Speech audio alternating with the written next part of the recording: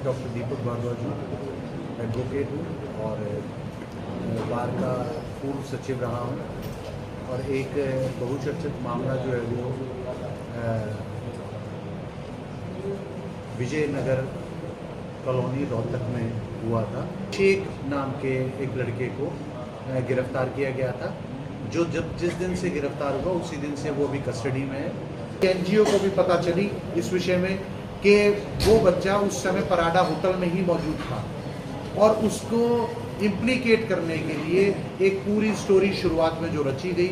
उसी को ही साबित करने के लिए पुलिस ने अपने अलग अलग वर्जन्स जो हैं वो इस केस के अंदर बना के दिए, जबकि हकीकत में बात कुछ और थी। एक्चुअल फैक्ट्स कुछ और थे जिन्हें छुपाया जा रहा था। जो बेनिफिशियरी थे उन्होंने बहुत कुछ चीज़ें शायद मैनेज की और इस एक्यूज को इस केस के अंदर झूठा फंसाया। अब जो डाटा को प्रिजर्व ना करना एक बहुत बड़ी खामी है पुलिस के इन्वेस्टिगेटिंग एजेंसी की तरफ से,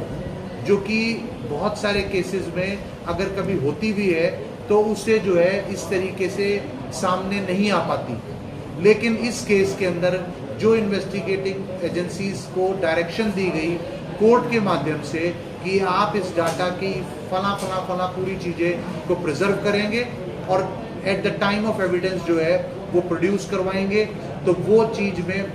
इन्वेस्टिगेटिंग एजेंसी जो है वो नाकामयाब होगी। इसके लिए सीधा ये बात सामने आती है कि एक्यूज्ड को इस केस के अंदर झूठा फंसाया जा रहा है।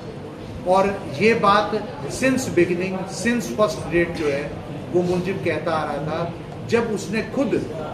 की कुछ घटना हुई है इस बारे में सूचना पुलिस को भी कॉल करके दी थी, जबकि पुलिस ने 3-4 दिन बाद ही जो है वो उसके कंप्लेनेंट जो इस केस के अंदर है उसका मामा, उसके बयान पर स्टोरी को अलग ढंग से प्रेजेंट किया, जबकि वो खुद एक सस्पेक्ट था उस समय तक और उसी को इस केस का शिकायतकर्ता बना के प्रोड्यूस किया। तो इस केस के माध्यम से एनजीओ को ये जब बात लगी कि ये एक्यूज के साथ गलत हो रहा है, अनफेयर हुआ है, पुलिस की इन्वेस्टिगेटिंग एजेंसीज के ऊपर एक बहुत बड़ा सवालिया निशान लग गया और अपनी कमियों को छुपाने के लिए वो लगातार और भी कमियां इसमें गलतियां करते चले गए। तो अब हमारी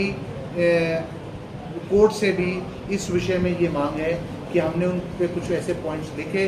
कि जिसके माध्यम से हम कोर्ट से ये अपील कर सकें इस बात के लिए कि इन्वेस्टिगेटिंग एजेंसीज के तमाम वो ऑफिसर्स जो इसके लिए रिस्पॉन्सिबल हैं उनके खिलाफ सख्त से सख्त जो है वो एक्शन लेने के लिए कोर्ट ही कुछ डायरेक्शन दे, क्योंकि कोर्ट के आदेशों की अवहेलना भी इन्हीं इन्वेस्टिगेटिंग एजेंसीज ने की और उनका पालन करना उनकी रिस्पॉन्सिबिलिटी थी, उनकी ड्यूटी थी, जो कि लीगली बाउंड थे, उनको उसको लीगली करना चाहिए था इन्वेस्टिगेटिंग एजेंसीज को, उन्होंने नहीं किया।